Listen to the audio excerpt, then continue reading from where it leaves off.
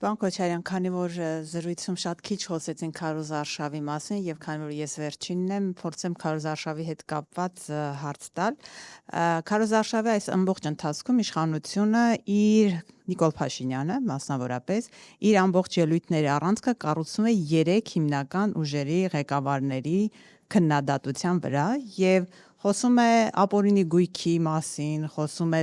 բոլորին կներեք իր մեջ բերեմ արտահայտությունները սատկացնելու մասին, բանտերում նստեցնելու մասին, ժողովրդին ասում է իրենց ունեցվածքը բոլորը ձերն է դառնալու։ Եվ նաև ասում է, որ իր վերընտրության դեպքում դուք բոլորդ 3 լիդերները երազելու եք Հայաստանից փախչելու մասին։ Հարցս ուղիղ եմ տալիս, դուք Նիկոլ Փաշինյանի ընտրությունից հետո փախչելու եք երկրից, պարոն Քոչարյան։ Փախչողն է երևի վաղուց փախած կլինի։ Ինքը իր ենթագիտակցությունը այն վախերն է սենց բերում իր լեզվին հասցնում, որոնցով ինքը տառապում է։ Փախնողը ինքն էր, չէ՞, մարտի 1-ի դեպքերից հետո փախավ։ Նոյեմբերի 9-ին հայտարարությունը ստորագրելուց հետո 2 շաբաթ բունկերում հայտնվեց։ Մարդը իր տեսակով փախնող է եւ այդ իր վախերը, այսպես ասենք, արտահայտում է իր ենթագիտակցությամբ, փորձում է ասես տեղափոխել ուրիշների վրա։ Եվ չեմ կարծում, որ որևէ մեկը ում անունները ինք տալիս է փախնող է։ Ինքը հաստատ փախնելու է։ Այստեղ չեմ կասկածում։ Գտա Փախնելը խասյաթ է։ Ուր էլ գնա հետ ենք բերելու։ Միայն Ադրբեջան կա, որ Թուրքիա, որտեղ կարող է գնա եւ հանգիստ մնա։ Ես կարծում եմ նաեւ այն մեծ լագը, որը կա ընտրություններից հետո եւ միջև իշխանության հանձնումը իրեն մեծ հնարավորություն է տալիս ճողոպրելու։ Իսկ դրա վարպետն է ինքը։ Դեռ մրցակից չունի։ Եվ ընտրությունների խոսույթի հետ կապված եւս մի հարց Իդեպ խոսքը դրեմ, ինչքան հասկանում եմ, կենտրոնական ընտրական հանձնաժողովը այդ խոսույթը համարել է նորմալ։ Եթե չեմ սխալվում, 3 այդպիսի որոշում մենք քաղաքական հայտարարություններ են։ Հա, քաղաքական ասում կսպանեմ։ Ես պատկերացնում եմ, եթե ես նման հայտարարություն անեի, կամ որևէ մեկը մեր թիմից նման հայտարարություն աներ, որտեղ կհայտնվեր։ Այդ դեպքում դուք Բակրատ Սրբազանին խի եք պահում բանտում միջև այսօր։ Ինչ որ նարկոմանների հետ կապված ասելա գյուլելա պետք։ Չէ, եթե չեմ սխալվում, բանում նյութերում դա է։ Հիմա Նիկոլ Փաշինյանը իշխանություն ունենալով ասում է կսպանեմ։ Հային ձեր չի ուզում։ Հիմա ինչ ասեմ։ Սա է մեր իրականությունը։ Եվ մի հարցի եմ ուզում անդրադառնալ կրկին Քարոզ Արշավի խոսույթի հետ կապված։ Պարոն Քոչարյան, Նիկոլ Փաշինյանը 2 օր առաջ Արաբգիրում էր եւ քաղաքացիները բավականին շատ ընդդիմախոսներ կային եւ այնտեղ նա հունից դուրս եկավ եւ մասնավորապես արցախցիների հետ կապված այնքան էր հունից դուրս եկել, որ ասում էր դուք ինչ գործ ունեք այստեղ, դուք ինչու չեք զոհվել այնտեղ։ Դրանից հետո ինքը արդարացավ, ասաց ես ամբողջ արցախցիներին չեմ ասել, եւ Արցախի պսևդո էլիտային եմ քաղաքական ասել։ Էլի հարցս ուղիղ է, պարոն Քոչարյան, ինչու օրինակ դուք չեք զոհվել։ Այդ հարցը ինձ եք տալիս, թե իրեն պիտի տակ։ Երբ որ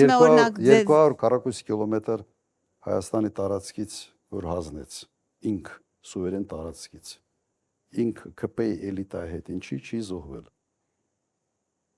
Ես կարծում եմ ամենից արդարը կլներ 44 օրյա պատերազմ պարտվելուց հետո, եթե ինքը մի քիչ թասիբ ունենար, ինքը պիտի ինքնասպան լիներ։ Ինքը պիտի ինքը իրեն խփեր։ Արցախ հանձնելուց հետո պիտի կախեր ինքը իրեն։ Հիմա ինչ վերաբերում է ինձ, ես Արցախից որպես հաղթանակած նախագահ եմ եկել Հայաստան։ Այլ ոչ թե պարզված եւ կզած ինչպեսին ինքն է։ Ամենից այդ բանը այդ ինչ որ ասում եք, երևի ամենից շատը իսկապես իրեն է վերաբերվում եւ մենք պետք է հիշենք հետեւյալը։ Արցախից մարդիկ դուրս են եկել 9 ամիս շատ կոշտ բլոկադայի հետո 9 ամիս շատ կոշ բլոկադայից հետո եւ Հայաստանը չի արել ոչինչ, ես չեմ ասում ռազմական գործողությունների մասին, նաեւ քաղաքականապես չի արել ոչինչ այդ հարցը լուծելու համար։ Բլոկադան որտեղից հայտնվեց, այսպես ասենք, սկսեց էկոլոգիական, հիշում եք, շարժումով, ավարտվեց sense տոտալ բլոկադայով։